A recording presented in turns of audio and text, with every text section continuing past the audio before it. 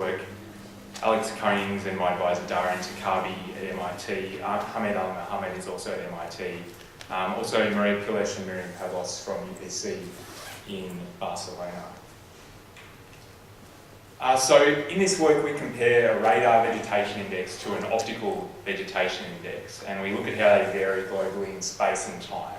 And we don't expect that they're going to be exactly the same because they have their own sources of error and because they're also actually measuring different things. And so I'll talk about that in more detail in a second.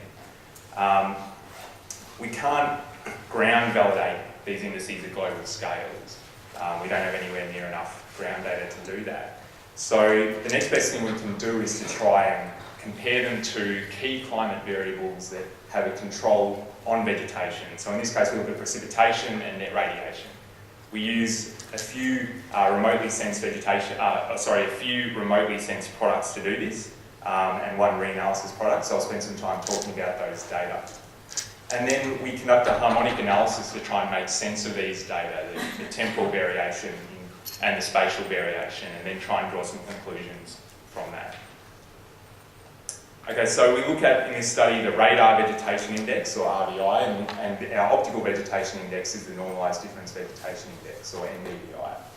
And so RVI is a function of backscattering coefficients. It's a measure of volume scattering in the vegetation canopy caused by structural components. In my sort of fairly abstract painting that I've made of a tree there, I've tried to make the leaves appear transparent, because to RVI, this is what it largely sees. For a radar with a sufficiently low frequency, the penetration depth is quite large, and so it sees through that canopy into the branches and the trunks of the tree. In contrast, for NDVI, this is a function of near-infrared and visible bands in the optical range. And so it doesn't see through the canopy, it sees the top of the canopy, and is largely a measure of vegetation greenness. And so in this sense, we think of NDVI as a measure of vegetation function and RVI as a measure of vegetation structure. And I've put those in quotation marks here because obviously there are a lot of caveats to this interpretation. Both of them have their own sources of error. We're looking at these things globally, so there's a massive amount of heterogeneity at these global scales. But nevertheless, with these caveats in place, we think this is a useful prism through which to view these data that we'll be presenting. Okay, so now I'll take a look at the data. We've used radar observations from the Aquarius L-band scatterometer. These are 1 degree spatial resolution and have a repeat time of 7 days. I should add, we've aggregated everything here to weekly values, either averaged or summed up to weekly values, and we've gridded them on a consistent grid that I'll talk about in a second. For NDVI, we've used a Modus NDVI product. This originally had a 0.05 degree spatial resolution and a daily temporal resolution. We've used TRIM for precipitation.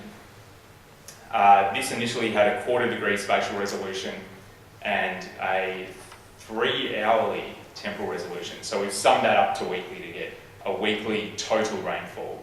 And then finally, for our net radiation product, we've used a mirror reanalysis, which has a sub-1 degree spatial resolution and a daily temporal resolution.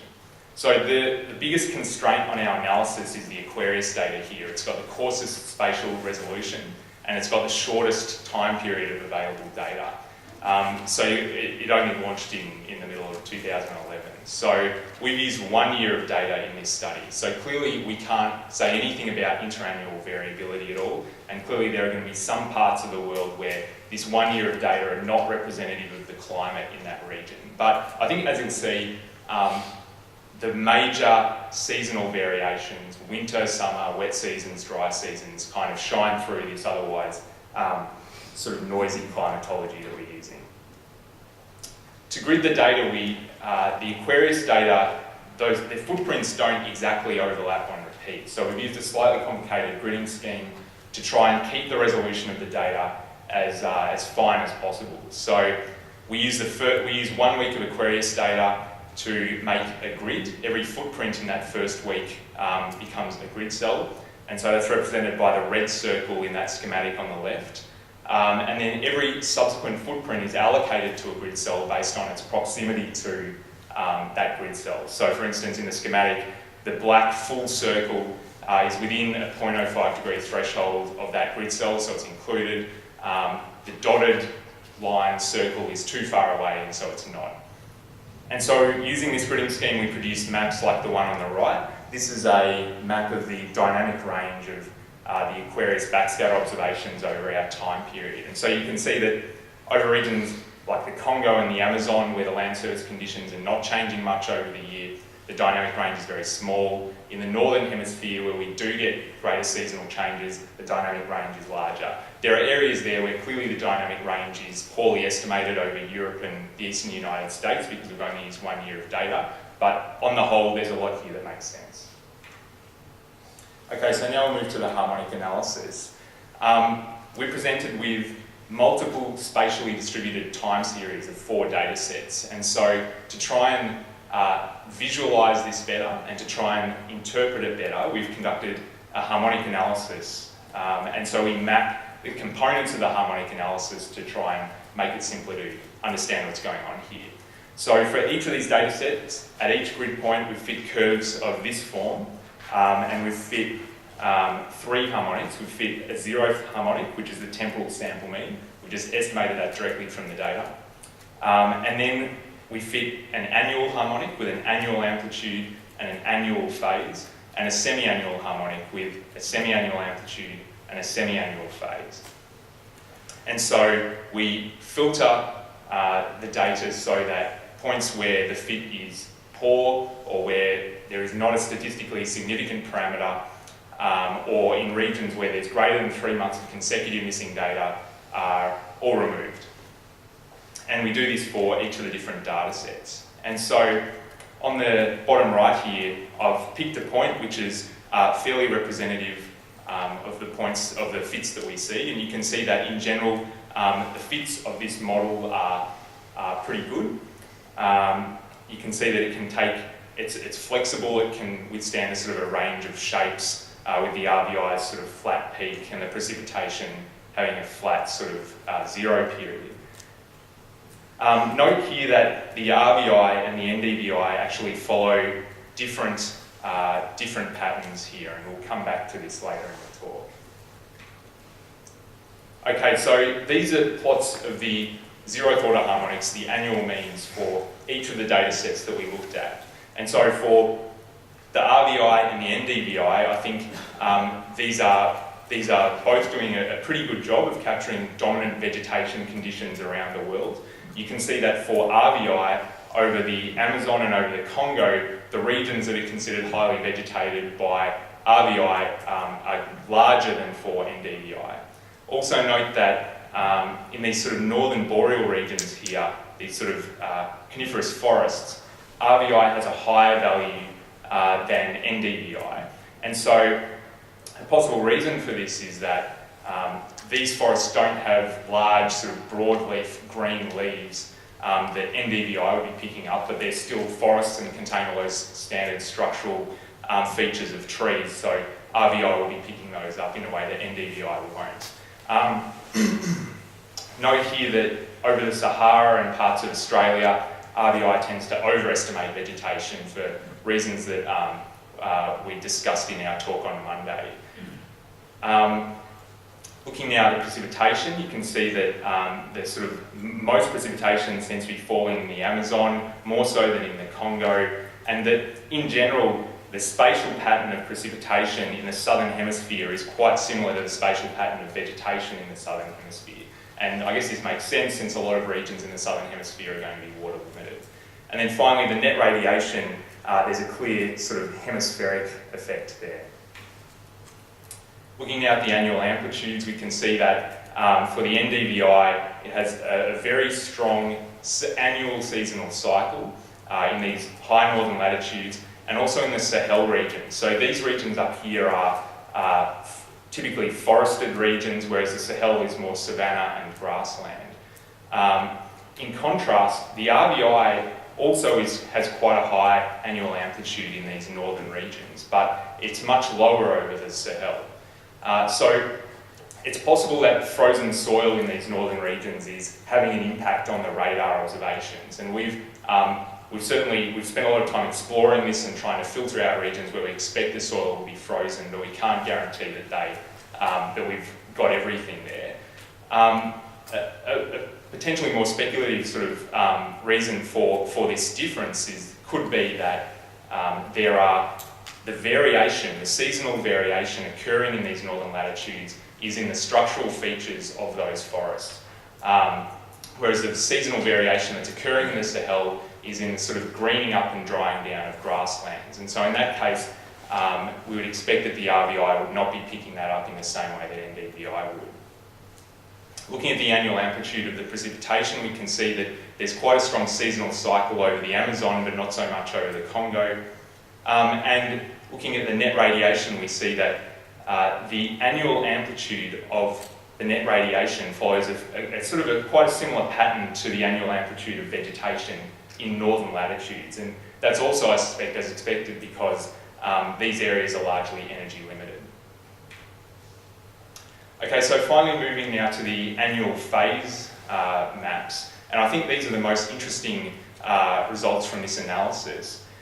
We can see that in the northern hemisphere, roughly speaking, we can see that RVI, NDVI and net radiation are more or less in phase. There's perhaps NDVI and RVI are slightly lagging net radiation, but in an approximate sense they're in phase.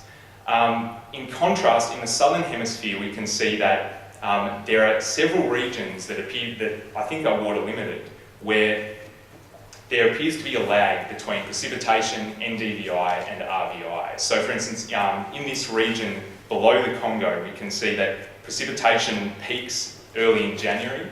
NDVI then doesn't peak until into March sometime, and RVI isn't peaking until around June or July. So it's almost completely out of phase with precipitation.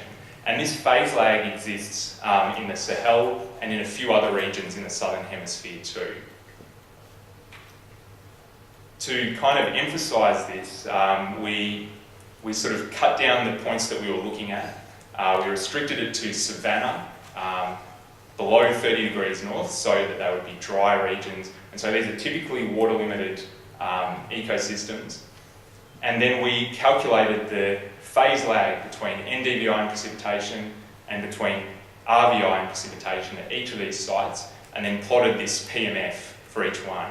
And so you can see that the green line here is the PMF of the phase lag between RVI and precipitation, the blue line, the phase lag between NDVI and precipitation. And so you can see here there's a very clear signal here.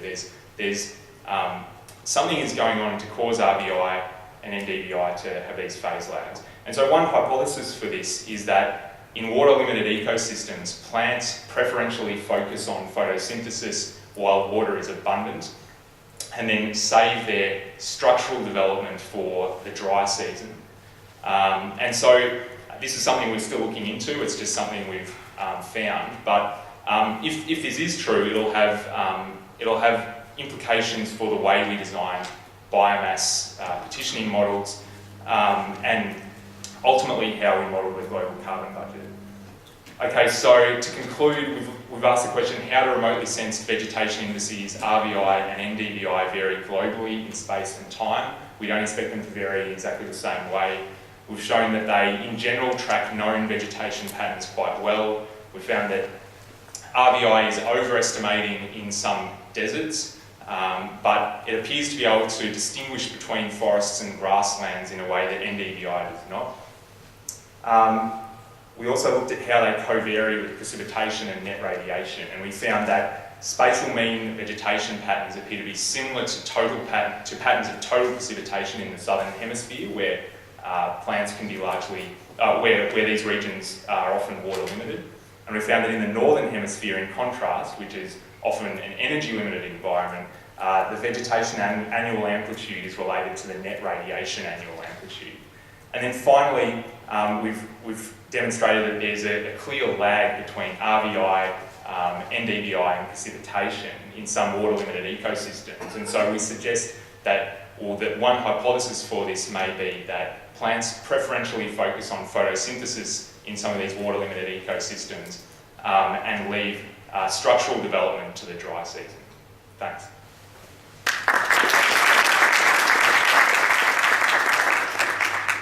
Questions?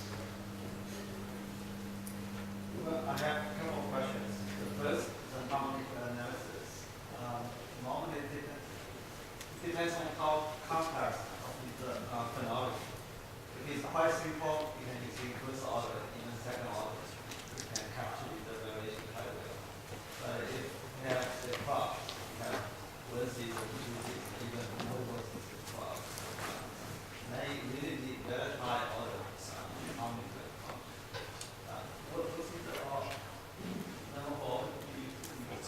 We use two, we went up to second order harmonics. So they are, I agree that we're cutting off the frequencies we're looking at. But up to second order is quite flexible. It can capture asymmetries in seasonal cycles. It can capture a sort of a flat peak or a flat minimum. And it can also capture a sort of a bimodal cycle. So for instance, in the Horn of Africa, precipitation follows two peaks. And we're able to capture that because of that second order harmonic. I didn't show the second order harmonic plots just for lack of time today, but they are contributing to the fit that we showed here. Okay, the fourth question is RVI capturing the structure and AVI if you look at it, the top two forest, I think the structure probably is similar. You don't have much seasonal variation. So from the figures, it shows that there's some variations. Does it make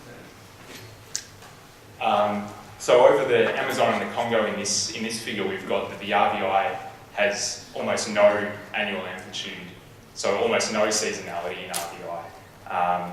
And similarly for NDVI, we have almost no annual amplitude, although to be fair, we've had to filter out some of those regions. But I think that's consistent with what you're saying and consistent with what we expected. The last one, the conclusion part, is the North Hemisphere is the amplitude is finally related to the elevation. And there are also many areas that elevate into the North Hemisphere, like North China. They it's coordinated rather than just elevation. Absolutely, and in the I totally agree. So I suppose what I'm referring to in those areas is the particularly high northern latitudes where you have largely boreal forest. But that's a semantic issue, but I agree with you. Yeah.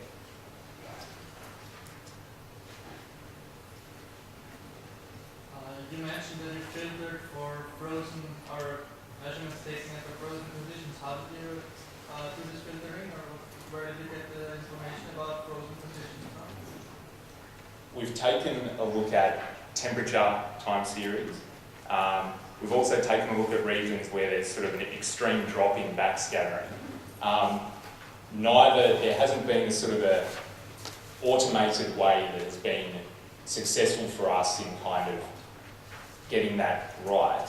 So we've kind of taken a sort of a qualitative approach where we can in filtering out some regions. Sometimes it just naturally occurred because the fit was very poor.